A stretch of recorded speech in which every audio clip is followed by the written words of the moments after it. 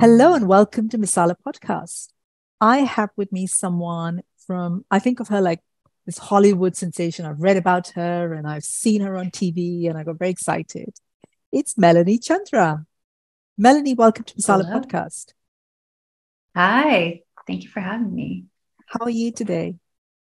I am great. I am just running around wearing multiple hats right now, but I'm so excited to be here with you because over the last week, I've just been listening to so many of your interviews and you have such a talent and gift for this. So very Thank you honored so to be much. here. That means a Thank you. lot. Thank you.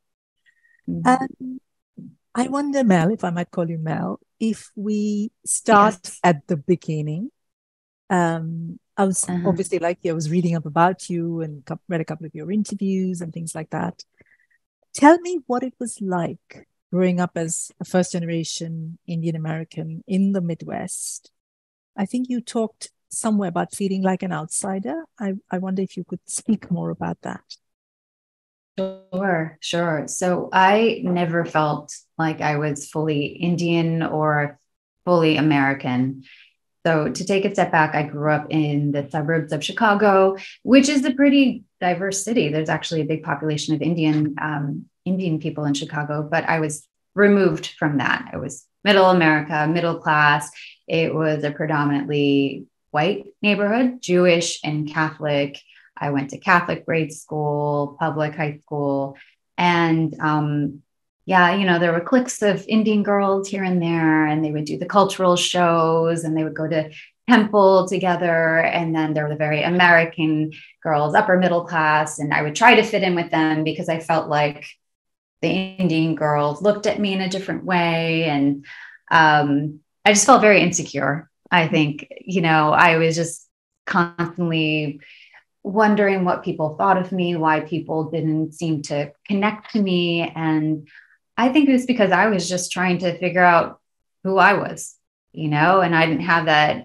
I was trying to figure out my voice and what I stood for. But it was I would say it was a very American upbringing. I have an older brother. I was a big tomboy. I grew up playing, um, you know, softball on the street with him and did a lot of sports and yeah, I stayed pretty active. I was, the good Indian girl at school, but I was also very athletic and tried to really open my eyes up to other things by like forcing myself to do activities and meet other girls in my class. And so yeah, it was a nice upbringing, but for a really long period of my life, I just felt so insecure in my own skin. Hmm. I really did. I totally resonate with that. I think I did as well. And Yeah. I wonder if that is because as young women, we're trying to sort of fit in because that's such a part of growing up, isn't it? Especially when you're a teenager, you're like trying to belong or find who your tribe is or things like that. And Mhm. like you said, you've grown up in a very different kind of society, culture, maybe from where your parents came from. Do you think that's what that was? Do you know why you felt like that? Sure. Another interesting thing about my parents is they had a love marriage. My mom's Catholic, my dad is Hindu. And so it wasn't even like we could go to the Indian church, right? Or Yeah. we would go to the temple because we were these kids that didn't belong to either community fully, or we weren't really accepted. Our family was not Yeah. accepted into those communities Yeah. because of that love marriage. Um, and so my parents wanted me to, and I think they were a little unhappy about that, not being welcomed into their community. So they wanted us to just assimilate. But I just felt like I was just never fully there. And, I was this hairy Indian girl with sideburns and then always in my book. So I had big glasses, like it's so nearsighted. So I felt like I looked like a dweeb. And then I felt like I was just so quiet too, because I'm not sure about you, but with my cultural conditioning, it was like, keep your head down and just Yes. focus on work, hard work. It was ingrained in my psyche since I was like in the womb with hard work. You just have to work hard. That's all you do. Work hard and then the results will come. Work hard. none is this like believe and manifest and just, use your voice. It was just focus on your studies and that will lead to success.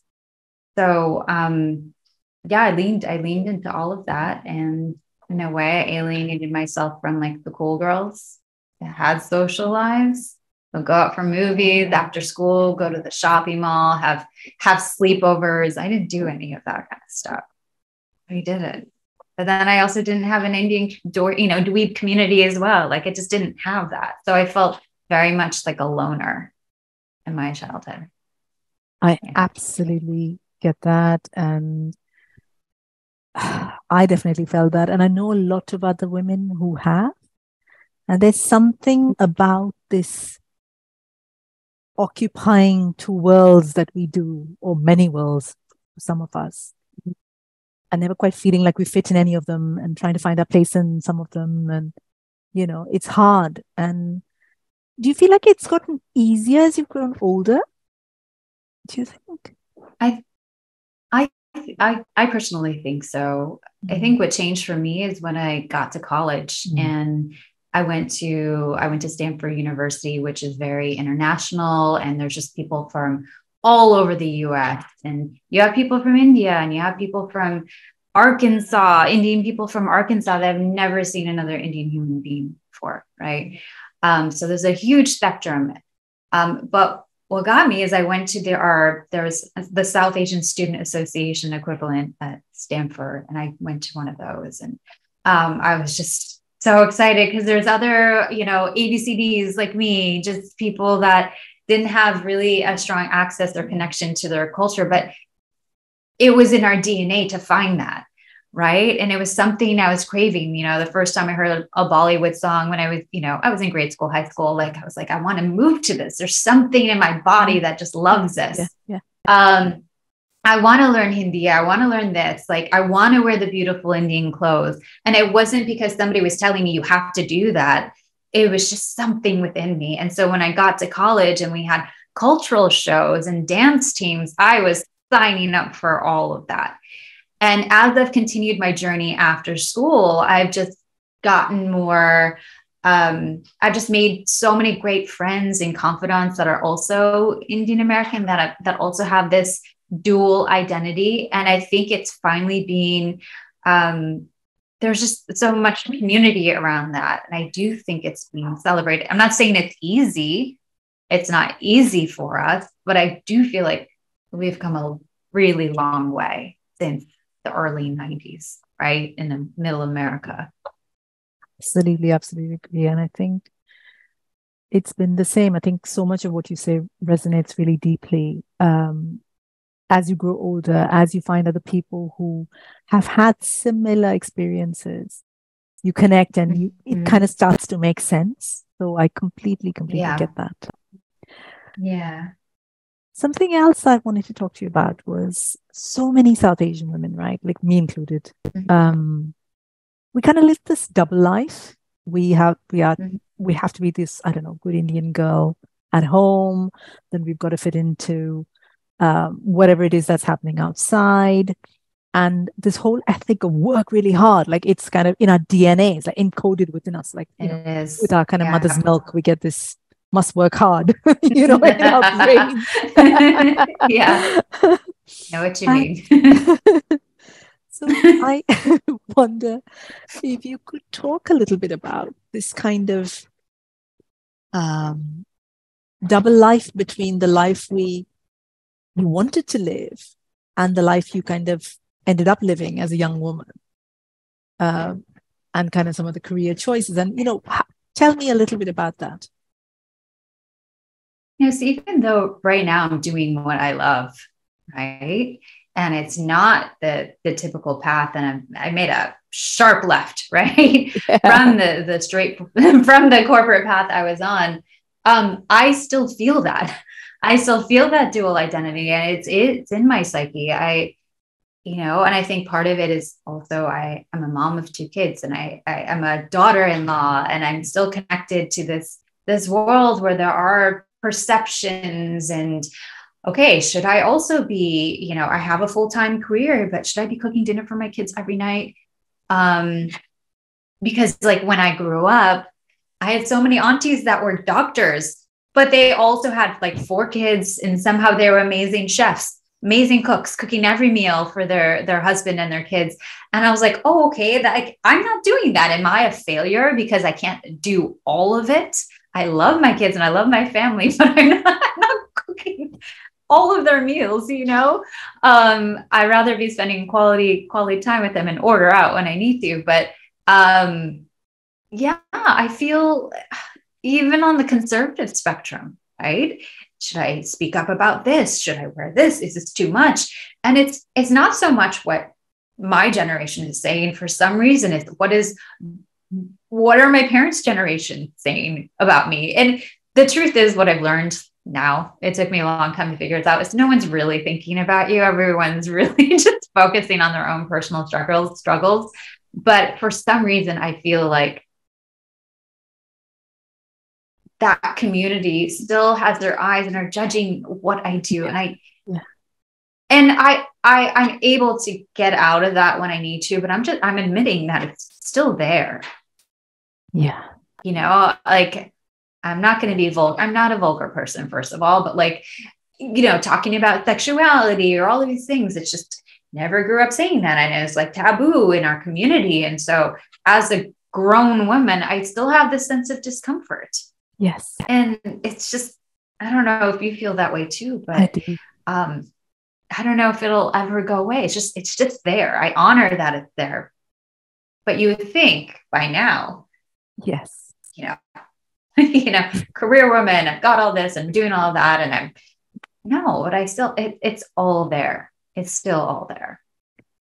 I think what we've got to remember, you know, when you said that voice of your parents or aunties or whoever, like it's so deeply conditioned and ingrained in our psyches that even if we've, I don't know, become these amazing, you know, you're like really well known, you've done all these amazing films, you live in, you know, like you're Hollywood, for God's sake, you know, but you still have that voice of that auntie who spoke to you when you were 14 saying, oh, Mel, why are you wearing that thing? Or how can you say this or whatever? But yeah, right? And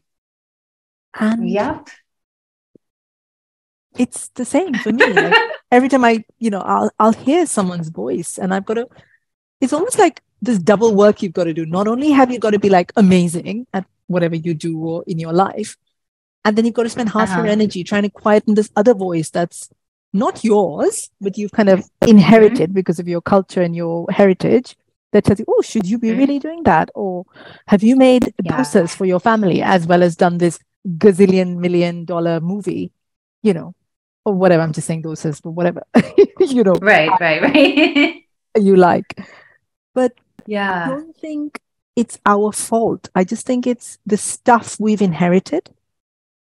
And it's almost like this conscious work we've got to do to kind of unhear those voices. Does that make sense? Or am I rambling on?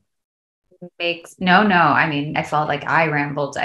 That you said it much more succinctly than I did, but it's just, I think it's just about honoring it, right? Versus just saying, complaining that I don't like it. It's my parents' fault. It's just, is it their fault or is it their parents' fault? Like my mom grew up on a farm in Kerala, came here to work as a nurse with like one suitcase, didn't speak English that well and figured it out.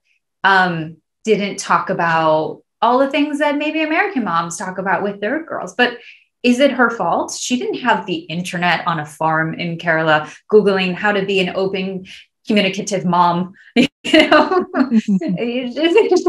they did what their mother taught them. And she comes from a family of 8 kids and she's the third youngest. And so whose fault? I can't blame my parents for it. I can't. They were just doing what they knew and maybe their parents were doing what they knew. And, but it's here. And I am working hard to make sure that I have 2 daughters, 2 and 5, don't grow up with that sense of shame that I think is inherent to someone in our generation. Yeah, it's the sense of shame that's kind of deeply embodied within us. and Mm-hmm. we've kind of carried for all our lives and slowly starting to unlearn, I think, as we grow older and go into the world. But yeah, I'm really happy you're doing that for your girls because, they'll have less of this stuff to deal with. Mm-hmm. Um, I want to talk to you about this kind of quite pivotal moment in your life because you talk about it in an interview about um, choosing to do the kind of expected career of a smart, South Asian person. And you chose a particular career. You went down that career path. Can you tell us a little bit about that? Sure. So I did engineering in school. So I got my degree in mechanical engineering. Pride of my family, all the relatives in India were so excited, even though I don't really know them or have a relationship. But for some reason, I was really proud of myself that my parents could tell all of their, friends and family members that their daughter was going to be an engineer from Stanford University, mind you not. So I worked in the tech industry for a little bit of time, did a fellowship out there, but I realized that I didn't want it to be an engineer per se, but I wanted to do a little bit more of the business side of things. So what do you do next if you don't want to be an engineer and you go to a school like Harvard or Stanford or Princeton? You go into investment banking or management consulting because all of those firms just come to these schools to recruit people with these sorts of degrees. So again, it was kind of like, what is the best I can do at that time? And working for a company like McKinsey or Company and Goldman Sachs, those were the really highly coveted jobs right after school. And so I ended up pursuing and getting an offer from McKinsey and Company in New York.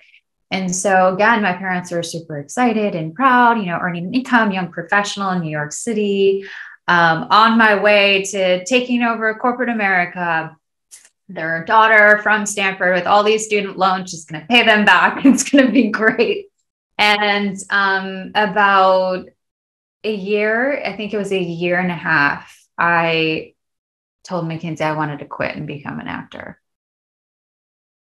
It wasn't that abrupt, but I mean, if I were to sum it up, that's just what happened. I had dreamt of being an actress my whole life, but for some reason, I always thought that theater, growing up, was very much a white privileged thing to do. When I talk about being an outsider amongst my peers in high school, I felt like even more of an outsider with the theater kids, if that makes sense. Okay. But it was just this childhood dream, this just something in my stomach that was telling me this is something that you should try, And so I would do little productions here and there, not part of the theater program, but just like the variety shows in school and grade school and high school and even college as part of the South Asian Student Association. I'd be the one emceeing all the cultural show, performing and emceeing and the comedy sketches in between. And that was all fun. But when I moved to New York, I Googled acting classes and I just enrolled in one. And I thought, okay, this is interesting. And then I just kept going and I would just meet other actors who told me, okay, try this program, work with this teacher. And before I knew it, I was just living this double life. I was working in a very, very serious work environment. I was McKinsey, working right? Yeah. McKinsey company, it was such a great opportunity. And I actually really loved the company and who I worked with. And I was learning all these cool things about helping businesses and project management, which is something that has honestly helped me right now in my producing career. And also on the professional side of being an actor, I think it's helped me tremendously. But I just knew that it wasn't what I wanted to be doing for my life. I was helping businesses with their problems. I was consulting them on their problems and helping them be the best that they could be. But I really wanted to focus on this potential I had within me in the creative arts as a performer. And I had all these interesting ideas for stories and characters. And so once I started doing this acting on the side, I would, get off of work and run to an acting program from like 8 p.m. to midnight, Tuesdays, Wednesdays, Thursdays. And then Saturday mornings, I was up doing improv at, UCB here in New York from, for like 4 or 5 hours a day, just training and performing. And I started to meet some champions in the field at, a June, like an assistant at one of the top talent agencies in the US, right? Who's like, what is this? What are you doing? You have something. This is really interesting. I'd done a couple things on stage she had seen. And then I also started doing commercial lifestyle modeling. It's like, you're not tall enough to be a runway model, but you can endorse a product and take pictures with it. So through someone in the South Asian community, they recommended me to their agent. And so if there was a gig that worked on a weekend, or if I could take a sick day from work, I was able to do that. So the reason I mentioned that was because it gave me a revenue source, like an income stream. And so between McKinsey and all this stuff I was doing on the side, I started saving up some money. And so when I had about 3 months worth of savings, and mind you not, I was still in debt from college. I knew it was time. But there was also one thing a huge thing I'm forgetting to mention. It is a big part of it. Yeah. And I gloss over it because it's not something fun to talk about, but I think I should tell you is, during that, there was this inflection point where, I was just working so hard at McKinsey, right? And I was getting a little burnt out, and things in my arts, and acting. And I was also dancing as part of a troupe in New York City. Things were starting to take up, and I was just so excited. And I kind of had my heart invested in that. And then what happened, I was about to be sent away on a case study on a project in like Detroit for 6 months in the middle of winter. Because as a consultant, you travel to various companies wherever they are, and you just camp out there. And my heart dropped because I can't do all the other stuff that I'm doing here in New York. And I'm not going to be, I don't know, this is just going to be hard. And I came to work the next day when I got that email. I was at a training session. There was like a training session for all the analysts. And I remember we had broken out into small groups, and I was like role playing. I was just giving a presentation essentially. And I had a seizure, and like a grand mal seizure. I just remember being wheeled out and waking up in the hospital room and seeing the doctor. And apparently my just brain short circuited. Wow. And it was just, I didn't know what it meant at the time. I was just thinking, I'm not sleeping much. I'm just being a little unhealthy, and I need to take better care of myself. But I really think it was the universe trying to tell me that this is not what you're meant to be doing. Stop being so strong-willed and doing what other people are expecting you to do. I was so in my head about this. If I quit, what are people going to say? And I have to do this. This is what I committed to. And I told my parents I was going to do. And this, that's what I should be doing. So I can't be an actor. But then my heart was saying, no, you should be doing that. And it just, one day it was too much and my body gave out. And so, that was really the inflection point. It was not just like, I want to be an actor and I saved money. That was logistically what happened, but emotionally my brain short circuited, and I had to figure out, okay, which path am I going to choose? Because I cannot do both. When you're talking, I get goosebumps. It's almost like, we don't think of this enough, and I don't think we realize this enough, how intelligent our bodies are. And if we're doing this thing where we think, mind over matter, if I can, push myself hard enough, I'm going to do this and I'm going to do that. And your body at that point just went, no, Mel, Actually, what you want to do is this. So I'm going to create the short circuit in your brain so that you just sort of listen to what you actually want to do. And it sounds so hard, doesn't it? And sounds so harsh.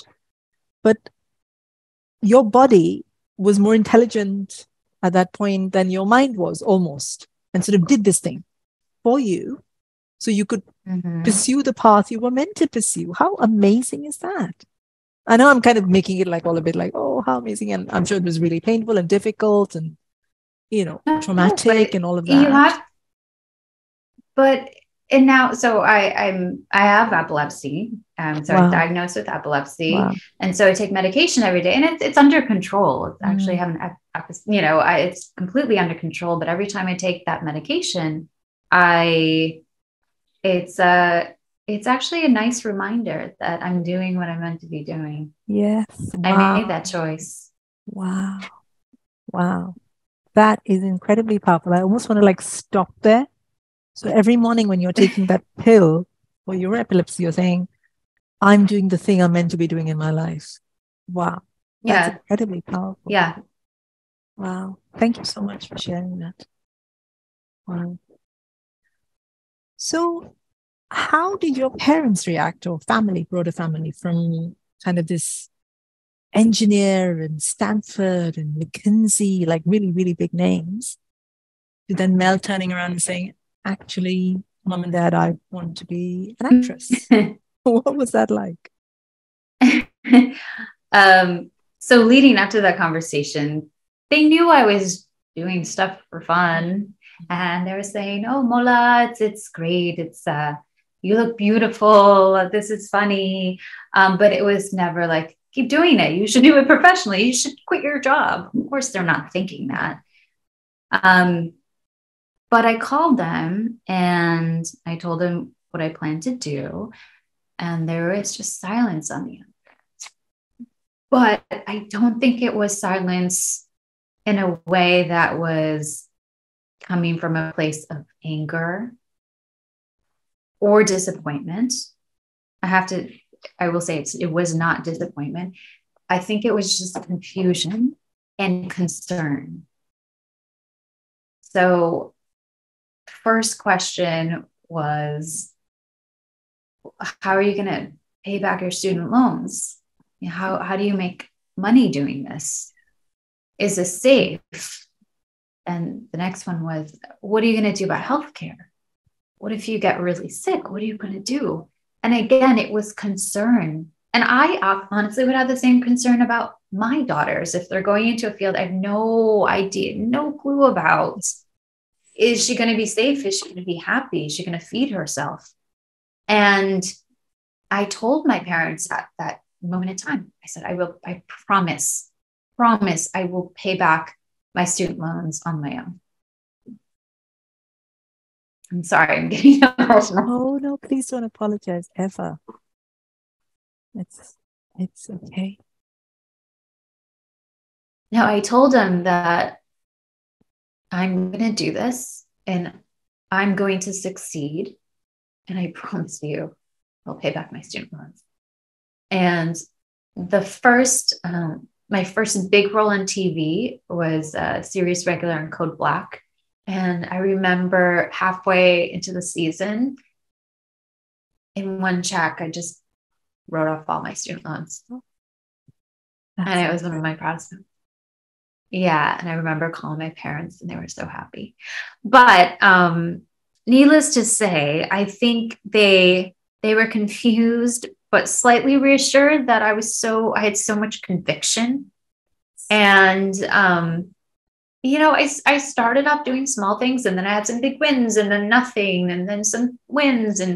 But they were always super happy about the fact that I was doing something, that I was making ends meet. I eventually got healthcare.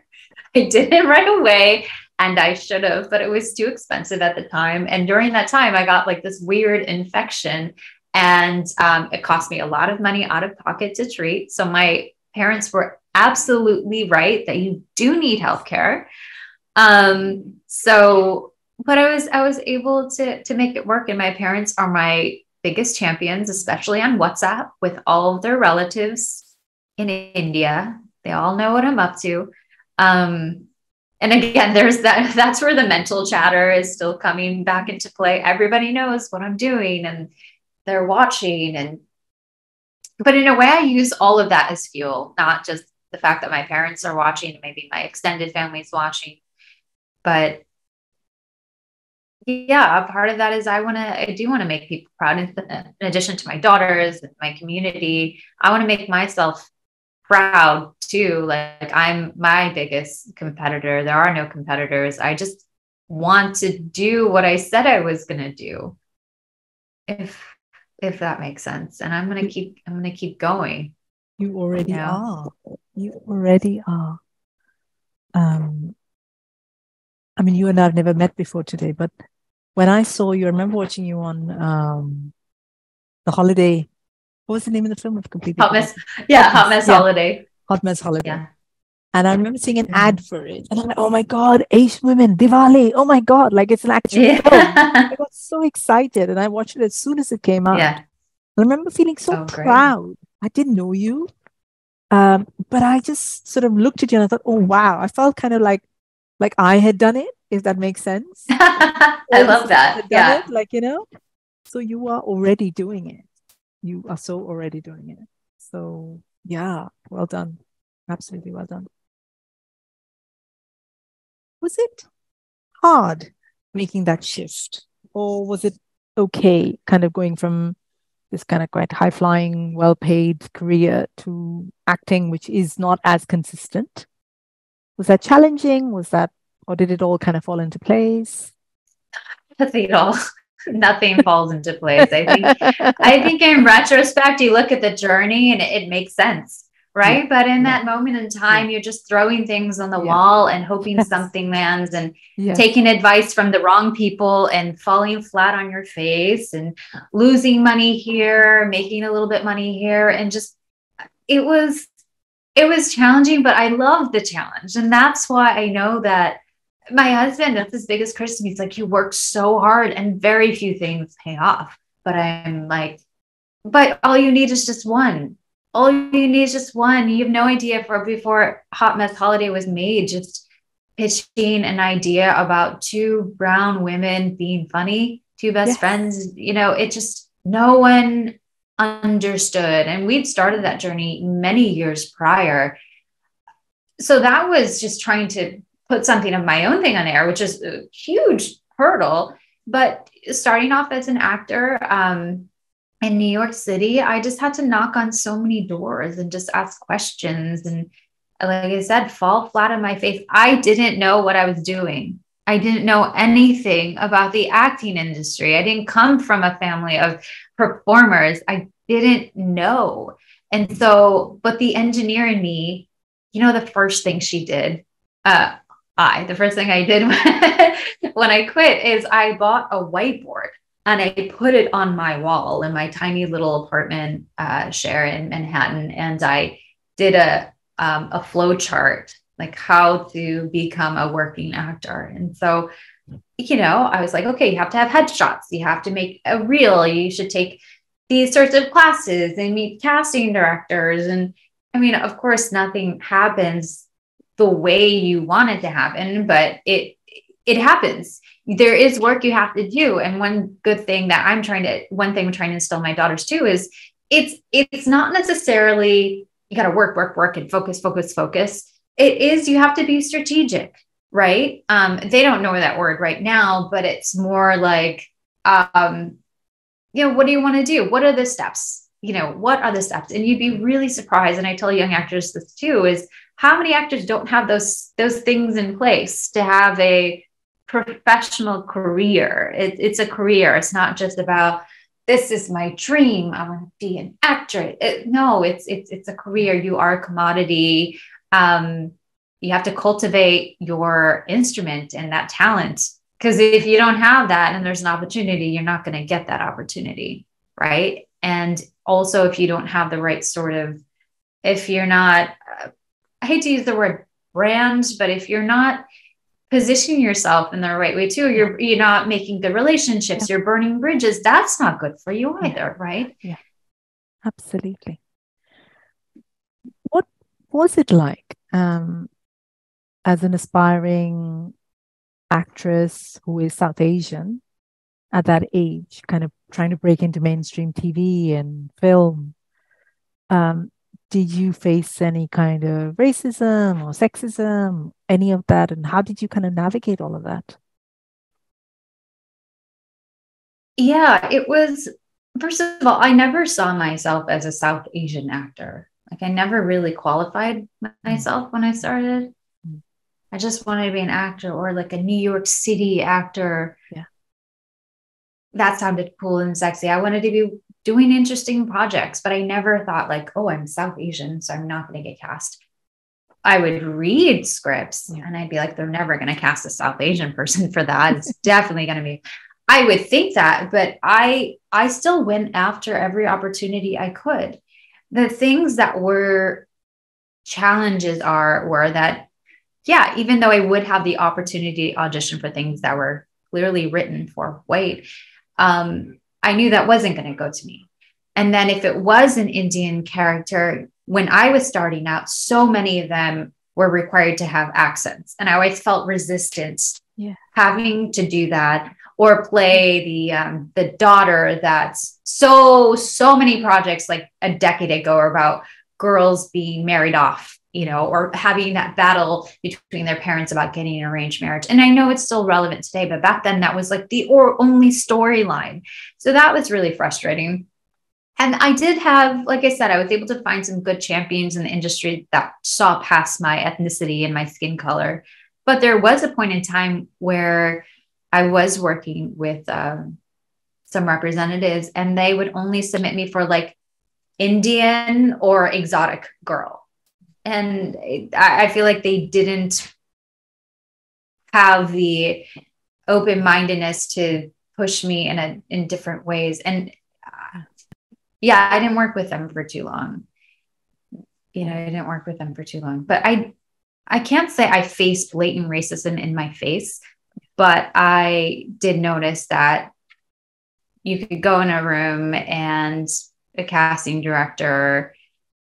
I had this happen to me one time where I did the audition. It was written for Middle Eastern. Okay. Because at that moment, any brown woman was auditioning for Hispanic, Middle Eastern, mixed. They weren't so specific about whether you had to be the ethnicity or not. So I had to throw in Spanish accents. And then with this audition for this Middle Eastern character who was American, I came in and I just did my normal American voice because I'm also American. She's like, you know what? Just do this one with a Middle Eastern accent. I think they'll love that. And it made me realize that the casting world sees us in a way that we don't see ourselves. They only see us in certain verticals. So we have to fit into these different categories. And I think that was very challenging for me too, because I just felt uncomfortable. It felt inauthentic doing that. But when you're just starting out, you don't say no. Yeah. You don't say no. You just go. You don't know. You have these opportunities. And as long as it's not violating something, a deep part of your belief system, then you just go for it and you get practice. But you can't control the way other people see you other than just being so good that they see something, the character in a new way. But yeah, I find that too. It was just a lot of my peers too. They would only get submitted for Indian characters, and those are few and far between. So you really need to work with the right people that see beyond that. Yeah. But I guess from what you're saying, you kind of kept going until the opportunity presented itself, right? I'm still going. And you're still going. Look at you. I'm still going. It's still a grind. I mean, you're still putting yourself out there for so many opportunities, and maybe 1% of them will work out. Wow. This is the thing I don't think kind of people outside of the film or TV industry realize how much work goes into, they might see the 1% that actually is on Netflix or on TV or on your movie screen, but they don't see the other 99% of work that you're actually doing that never gets made. I don't think people realize that. Yeah. Yeah. It's a lot. It's, even actors that you see on TV all the time, most of them are still auditioning, even while they're filming, whatever they're doing, they're still auditioning for the next thing. And wow, there's really no job security unless you're making, well, I was going to say, unless you're making your own content, but even then there's no security with that. Yeah. Wow, I'm really encouraging the next generation to go for it. I would say you're getting them to be realistic. Being realistic. It is very fulfilling and rewarding. It really is. And I'm so grateful to be doing what I'm doing. I'm just saying, be realistic. It's a grind. It is an absolute grind. And I think it's important. And thank you for saying that as well, because I think most of the world doesn't understand that. I think they just see somebody on TV and they're like, oh, they just kind of rocked up and it all happened. It doesn't happen like that. There's a lot of work that goes behind that. And a lot of times you may or may not be successful. And then you keep at it and you don't give up and you keep going and then success happens. I think that's important for people to hear, I think. There was something in one of your interviews that it really kind of stuck with me. And I thought it was a really beautiful moment. And I wanted to talk about it. Somewhere you spoke of the fact that your dad wanted to be a drummer. And he was never really allowed to pursue it, in the same way that you said, got to be doctor, lawyer, engineer, whatever. And then for him, the fact that you've become an actress somehow is equivalent to that. How does he feel now that you've really succeeded in this profession, this creative profession, that he sounds like a creative soul as well? I think he's super proud. I think he's really proud. No, you summarized it really well. My father grew up playing drums in his backyard and just entertaining all of his neighbors and his family. And he had dreams. I want to be a drummer one day. And, his father, my grandfather, said, no, you can't do that. You have to pursue this field and you have to make money and you have to support the family. And so my dad did that. He trained to be a med tech. And so then he worked his way up. And he, to this day, still sends money back to support his brothers and their families in Kerala, which is really, really nice. Meanwhile, his neighborhood friend who he's playing drums with became one of the most famous drummers in all of South India, which is insane. When they would come to Chicago, my parents would always take us to go watch him perform.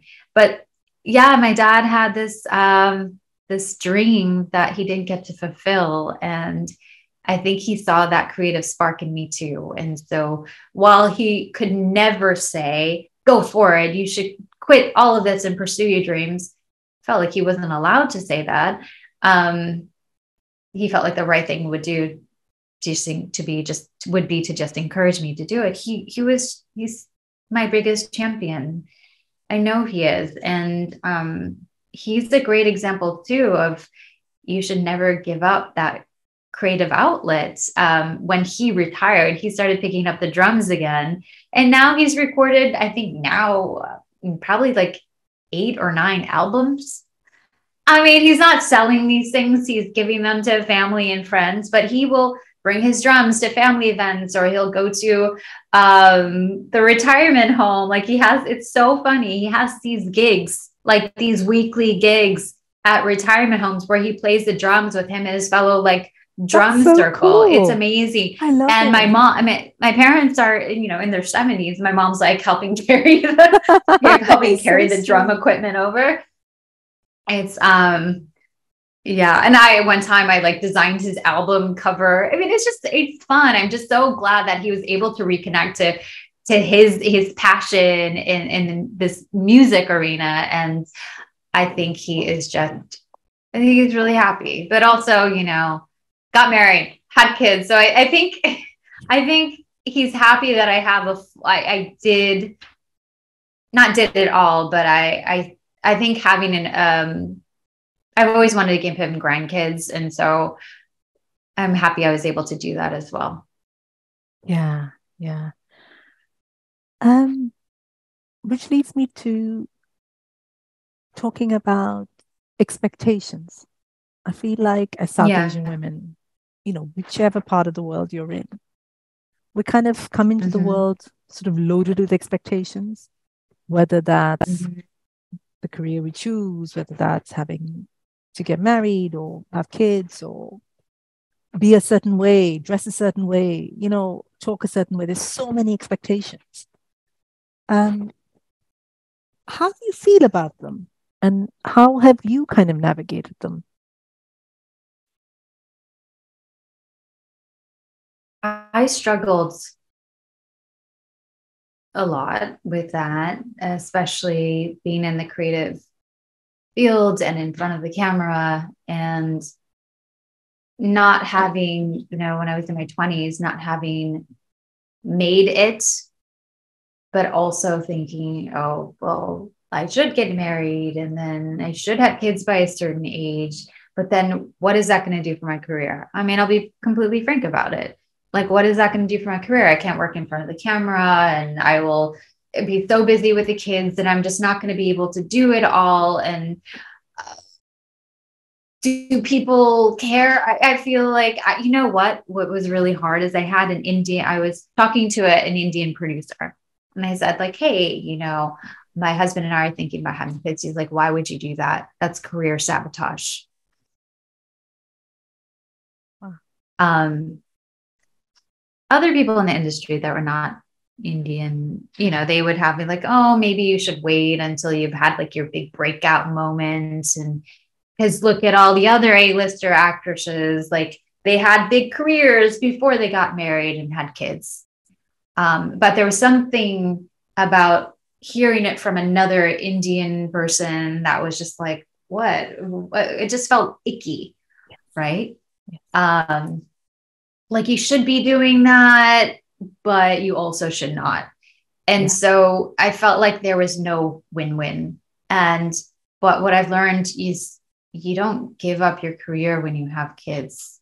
And if in fact it's fueled me more because I have there's like a new vessel in my heart that has opened up after having kids and these things they aggravate me, but I also love them so much. And I'm able to bring that love into my work. I'm also able to become a kid again through them. And I bring that to my work. But I also have the sense of, showing my kids that I can do it. I have a dream and I'm going to pursue it. And I love you guys so much, but I'm going to figure out, how to do both. But I don't think I answered your question Yes, at you all. did. Yes, you did.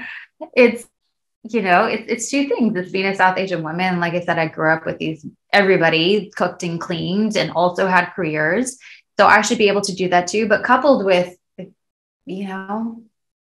having to be in front of the camera and capitalizing on that more opportunities, or the idea that there's more opportunities when you're young versus, an actress in her 30s or 40s. I think that is changing. I think that is completely changing. But when I was working my way up, there was this perception once you hit 30, you're kind of, if you haven't made it, you haven't made it. And then if you get married and have kids and you haven't made it, good luck. Right? Yeah. And then, but if you're Indian and you don't have kids, you're a failure. So, so what do you do there? Either way, we're in trouble. Yeah. Whichever Either way, of we're in those, trouble. of those things we navigate. And I Mm-hmm. absolutely hear you. I wanted to talk about the film Hot Mess Holiday, which I loved, by the way. I thought it was so much fun. Thank you. And what was that like? I mean, as South Asian women, I don't think there's much screen time given to South Asian actresses from, what I see. What was it like to have like this whole film to celebrate your culture, your kind of Mm-hmm. words and traditions, and have fun with it and have a laugh and talk about friendship? What was that like? Oh gosh. Like I said, it was so many years in the making. We actually sold the concept as a television show and developed it with Comedy Central. But during the pandemic, they wanted us to make a TV movie. And we said, okay, great. We're going to make a TV movie for them. But we're like, we want all these South Asian characters. This was our mandate. We want all these South Asian characters and we want it to revolve around a South Asian holiday, Diwali. Because they asked us to do a holiday movie. And so they were totally on board. And so we just got to work. We auditioned all the amazing South Asian actors. We called up our friends if they could come and do cameos. And then we showed up on set. And it was so amazing walking into the trailer and just seeing all of these beautiful brown faces that were just generally so excited to be there and working on a movie that celebrated us, our culture and our community. And all of us in lead roles, everybody on that screen had a moment to shine and take on characters that were not things we'd seen before, really, as South Asian characters on the screen. Yes. So we had so many pinch me moments throughout that. And my co-creator of Hot Mess Holiday and my dear friend, Serena Jindal, and we literally, a new actor would walk onto set that we've always wanted to work with, actor. And we'd be like, we have these like weird friendship moments, but we'd like squeeze each other and squeal and like, it was happening. And then we would shoot the Diwali party scene, right? And all of us are in these amazing clothes and we found some great Indian music. And then we have this absurd plot thrown into it. And we're like, are we really doing this right now for a major TV network? No, I don't want to say letting us do it, but we are doing it for this major TV network. And this is just so new and wonderful. And what a joy. The first time we could see an all brown ensemble on TV in the US, it was me watching it, I felt very moved. I mean, even if we didn't make it to see that, I would have just been like, oh, I wish this existed when I was much younger to show that it's okay. Like brown representation is awesome and it's fun and relatable. And it was such a wild ride. It really was. It was fantastic. And what do you think needs to change to get more of this kind of stuff on our screens, more South Asian creatives and storytellers and actors?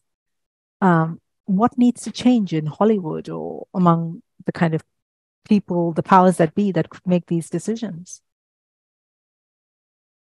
We need more South Asians who make those decisions. Mm-hmm. So we need more people at the top, right? And right now there's a lot of people that are rising the ranks, and it's very exciting. And we need more people to go on that journey too. But those people that are rising ranks, they're doing a good job of pulling people up, right? And I think we have to keep doing that. So we have to, if you have stories, find a way to tell them. Yeah. Find the right people that can make them happen. And it is hard. It's hard getting something made, anything made in Hollywood. Mm-hmm. But it's a huge obstacle if you're not seeing an executive on the other side that can understand your experience too.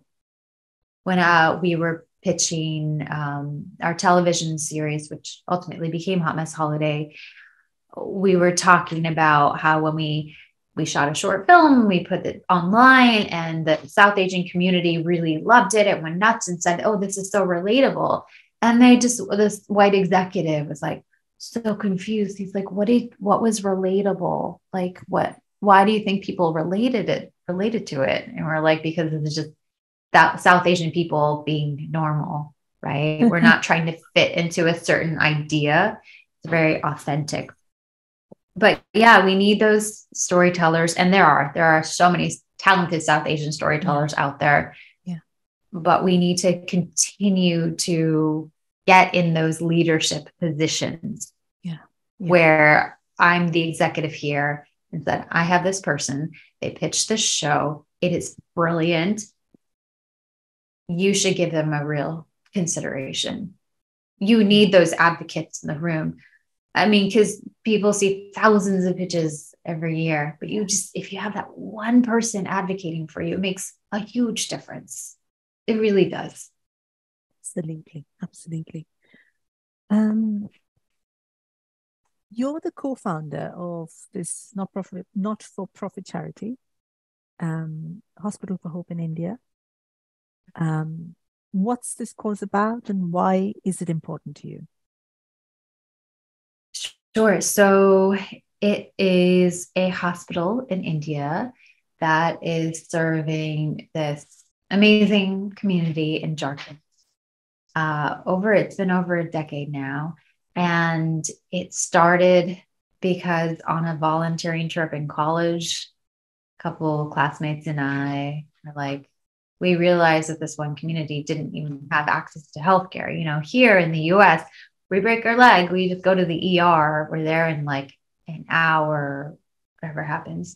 There, this community had to hop in it, and we would see this. You know, someone gets injured or they're sick, or a wife is about to give birth. They have to drive hours to a hospital. And imagine if it's monsoon season, it could take a day to get through all of that.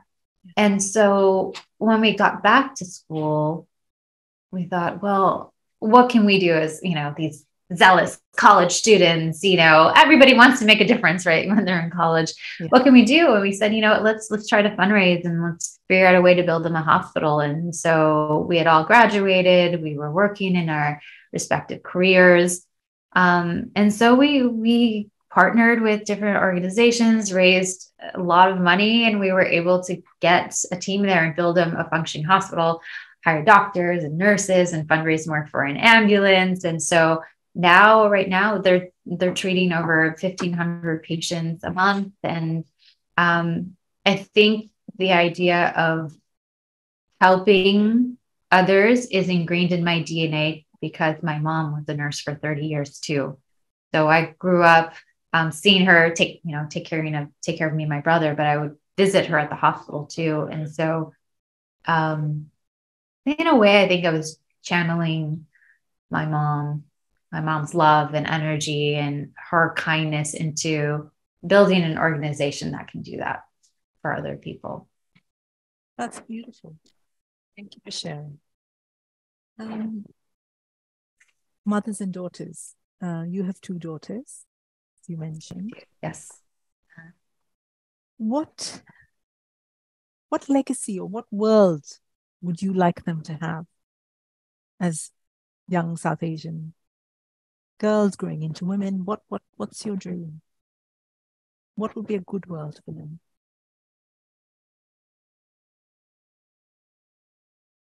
I hope that they feel like they belong and know that there will be challenges and there will be insecurity and there will be fear, but there is a community of people to support them to achieve all that they want to achieve in the world. That's beautiful. What about another little girl? So if Mel now could talk to Mel, I don't know, 5-year-old Mel or 6-year-old Mel, what would you say to her? I would say that the reason you feel like you don't belong is because there's something special in you that you just need to get out and own. And so find out what that is and lean into it. And don't be so worried about what others think of you, because you're going to blossom. You are blossoming. And that inner conviction is just going to light the world up. So be fully you and put your heart into it. Beautiful. What's coming up for Mel? What's new projects? Anything we should know about that you're really excited about? Sure. So I acted in a project that had a premiere at Sundance this year, which was really exciting. And so now it's continuing with this film festival run. And then I'm also going to continue my work as a producer, and actually will be forming my own production company. So I can Ooh. continue to champion stories with South Asian protagonists. You're being exactly what you just said earlier. What we need for change is for people Yep. to have the power, and you're going to be one of those people. Wow. I can't wait to see what comes up. I have a feeling it's going to be some amazing stories, and Thank you. I I hope cannot so. wait. I'm sure. There's no hope. I'm sure of it. um, before I let you go, any words for listeners of Masala podcast? Anything you can think of, advice, whatever, anything. Say, continue to champion and celebrate each other. That's the only way we're going to continue to make a dent in this world, right? So if you are in a position, if you have the motivation and courage and interest to explore new territories that other South Asian women haven't, make sure you keep the door open behind you for the next generation of South Asian women and champion them, hold their hand, because that's the only way we're really going to continue to represent in all facets of life. So that's what I would say. Absolutely agree. Keep the door open and more of us come through and we Yep. change the world for everybody, for ourselves and for our daughters and their daughters and so on. Yeah. Mm-hmm. Yeah. Thank you so much, Mel. It's been such a joy chatting with you. And thank you for being as open and vulnerable and authentic and you as you have been. It's been such Thank a you so pleasure. much.